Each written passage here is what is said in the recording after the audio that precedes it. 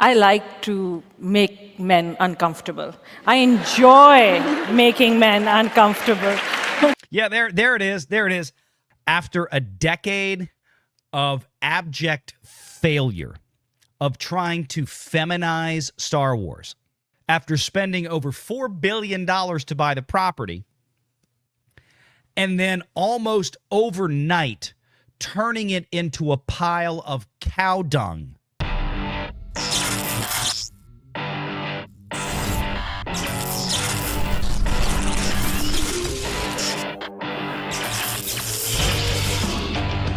Renegade Online.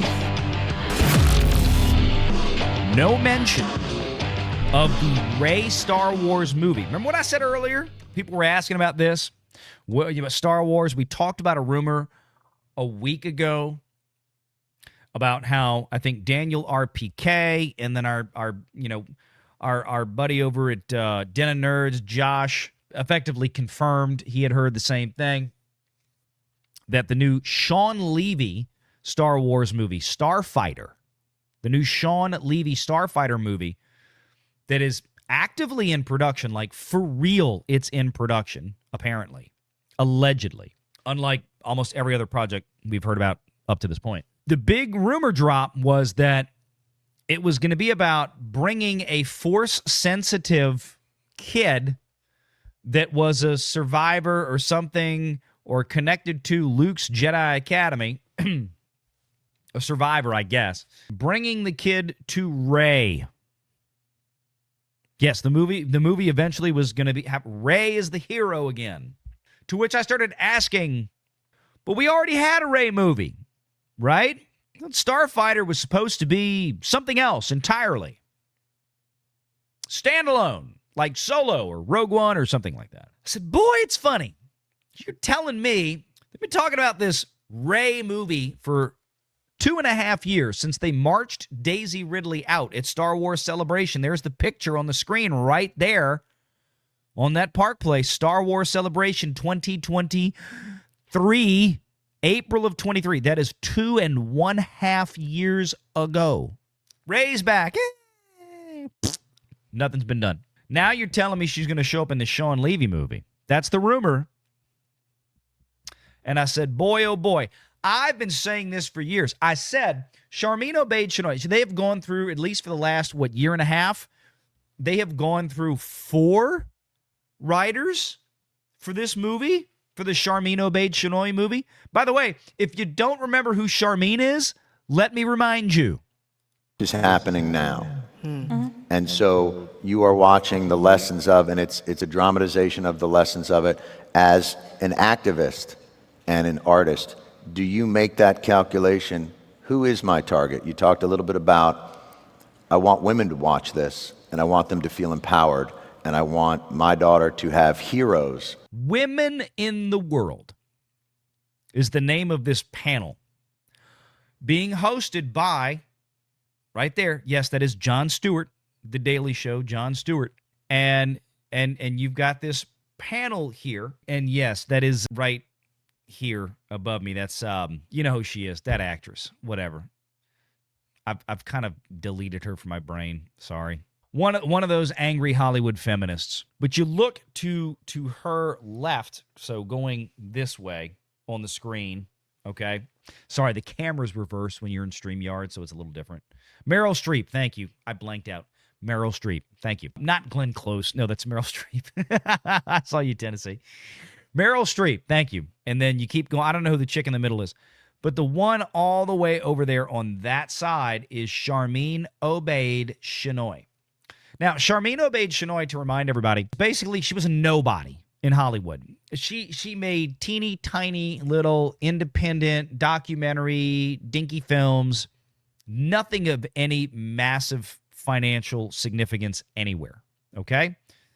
Not to say she's a terrible filmmaker, but she just hasn't made anything in terms of filmmaking when it comes to a major Hollywood production, right? I think the most expensive thing she ever made had a budget that was like a couple of $1 million, maybe less, okay? Sharmeen Obaid-Chinoy, in typical recent Disney fashion, was tapped out of nowhere to go ahead and helm a $300 million Disney movie. Kind of like Nia DaCosta. And what was the guy that made, was it Black Panther 2? Who was it? No, Coogler did that one still. Oh, Lion King guy. The Lion King guy. Right? What was his name? Was it Barry Jenkins? They had no experience doing this. And Disney hires these people because they want to find representative voices of color or some bullshit. Okay? Something that has nothing to do with the film they're making, but so Disney can actually tick boxes on a DEI checklist to satisfy programs that allegedly they're getting rid of, like Reimagine Tomorrow and the Stories Matter group. I don't think they're getting rid of Stories Matter anyway. So they can say, oh, well, we've DEI'd this and that, right? So Charmin Obaid-Chinoy was brought in to do the new big Star Wars Episode 10. A woman that has zero experience at this and knows less than dick about Star Wars. I'm going to remind everybody what we're dealing with right here. I couldn't help but notice a thread through each of these, that the men were assholes. And I'm wondering. Okay, real quick. So what Jon Stewart is asking is, I've watched your projects that you're working on, and I can't help but notice that all of the men in your movies, you three chicks on the stage, all of the men in your movies were complete assholes. And here's Charmin chuckling her little butt off about it. As one of them. What is the balance of activating a force for change, but also trying to permeate that patriarchy, that power structure? And is that a part of the calculation of your art as well? And what's been the reaction to that? Oh, absolutely. I like to make men uncomfortable. I enjoy making men uncomfortable. There it is. Not you, just not you. Yeah, there it is. There it is. After a decade of abject failure of trying to feminize Star Wars, after spending over $4 billion to buy the property, and then almost overnight turning it into a pile of cow dung because you let Kathleen Kennedy do whatever the hell she wanted. And Kathleen Kennedy has zero talent or capability of actually making a film. And there's nothing in history to suggest otherwise with Kennedy. Everything in history, everything in her professional dossier clearly exhibits that no film that she's been a part of would have been the success that it was without the dudes that wrote it and directed it. That's it. You remove the Spielbergs and the Lucases and the Chris Columbuses and the Richard Donners and the so on and the so forth, the Robert Zemeckis. You remove all those guys, and she's nothing. Literally nothing. And it cost Disney $4 billion to find out how much of a nothing burger she was. But her thing was, let's go ahead and turn this $4 billion franchise we just bought for the boys. Remember, Disney sold Let's Buy Star Wars to shareholders. They sold Let's Go Out and Buy Lucasfilm to Wall Street for, we need some stuff for the boys, and then immediately turned around and said, F the boys, let's go get the female audience out there that doesn't exist. Now, yeah, I know there's girls that like Star Wars, but there's not near enough. This is an overwhelmingly, and has always been an overwhelmingly male-dominated franchise. But that's Charmin right there. Listen to it one more time. Let me back it up because, I love it so much. Listen to it. Balance of activating a force for change, but also trying to permeate that patriarchy, that power structure. And is that a part of the calculation of your art as well? And what's been the reaction to that? Oh, absolutely. I like to make men uncomfortable. I enjoy making men uncomfortable. Not you, just Not you you. know, not you. Point taken. Point taken. But it is important to be able to look into the eyes of a man and say, "I am here," and recognize that, to bring something that makes you uncomfortable, and it should make you uncomfortable because you need to change your attitude. And it's only when you're uncomfortable, when you're shifty, when you have to have difficult conversations, that you will perhaps look at yourself in the mirror and not like the reflection, and then say, maybe there is something wrong with the way I think, or maybe there is something wrong with the way I am addressing this issue.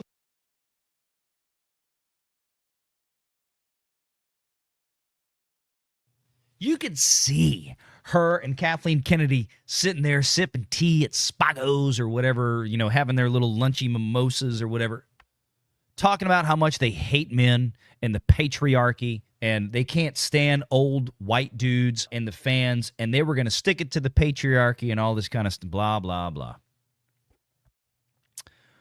Well, no mention of the Rey Palpatine Skywalker, but mostly Palpatine, entirely Palpatine. Star Wars movie and variety profile on director Sharmeen Obaid-Chinoy. This was supposed to be the new Jedi Order. This was going to be episode 10 from the chick who wants to make men uncomfortable.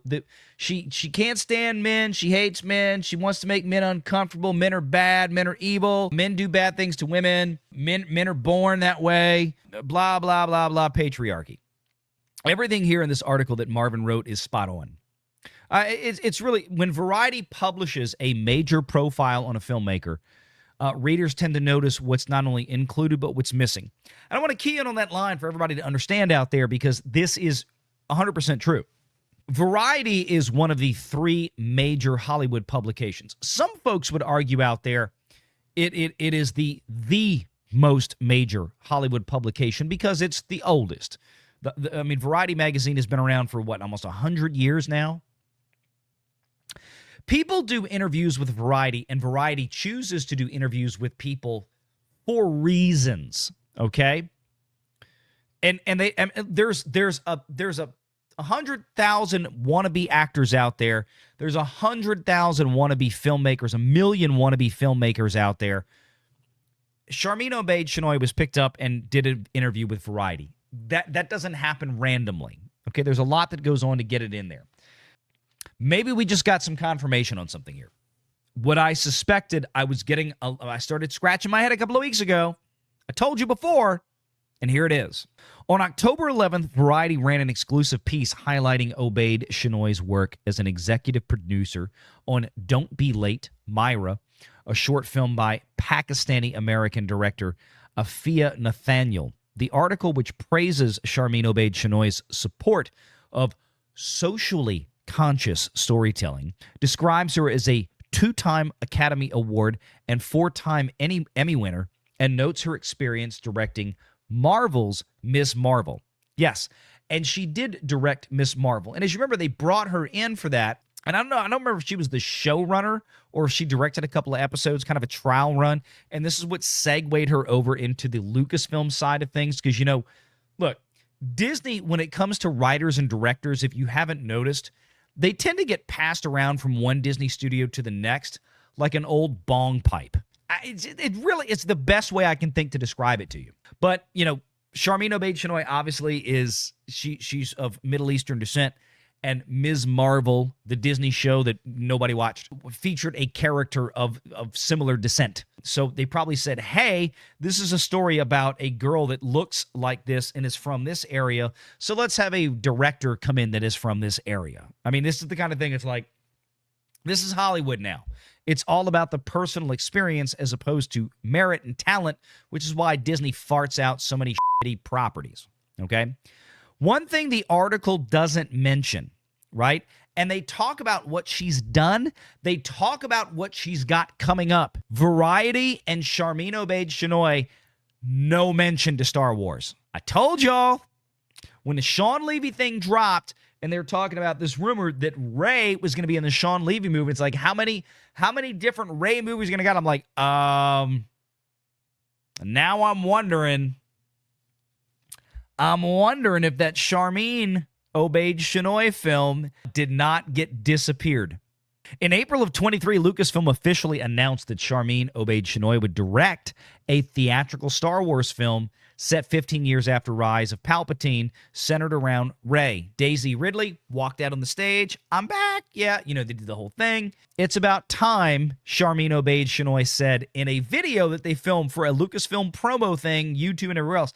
It's about time that we have a woman shape a story in a galaxy far, far away. Charmin, you see this bridge troll on my monitor right now? KK? Okay, this is a woman, we think. I don't want to misgender. This is a woman that has been shaping Star Wars for the last 13 years at this point, now in 2025. It's been a fucking disaster. It's been an unequivocal, inarguable, demonstrably provable disaster. Because she wanted to do it without the men who brung her to the dance. And it's been made very clear that without the men that brung her to the dance, this woman can't dance. Valiant, you're being sexist. I didn't say all women. I said this woman. And specifically, I always pick on this woman because she is so full of her own shit. She is so proud of herself and her accomplishments and acts like she belongs and has this completely undeserved sense of accomplishment for doing quite literally next to nothing all of these years. The reason that Hollywood has given her the respect that she's gotten since the 70s and the early 80s is because of the men that she represented. She represented Spielberg and Donner and Zemeckis and so on and so forth. And yes, even her husband, Frank Marshall. It's about time we have a woman shape a story in a galaxy far, far away. Give me a break.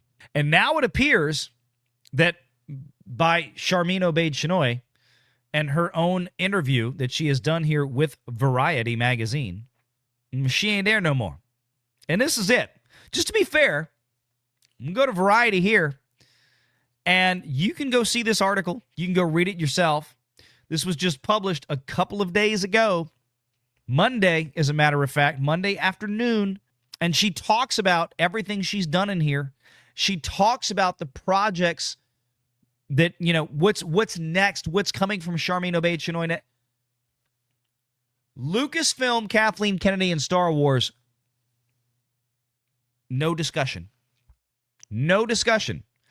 They have had no less than 4 writers so far on this project in the last several years, 2.5 years, since this Star Wars project was announced, including Stephen Knight, an incredibly brilliant writer, brilliant showrunner, Peaky Blinders, Stephen Knight. Couldn't get Stephen Knight to stick around. I wonder why. I've told you before that at the end of the day, if this movie was ever going to get made, if we're going to get a Rey movie and she was going to stick around, she would wind up writing and directing it. It would all go to her. Well, I was wrong. Apparently, she's just out. And the Rey movie that was supposed to be hers has now gone to Sean Levy. Make sure you're subscribed to Valiant Renegade and join us every Sunday at 6 p.m. Eastern for the live show.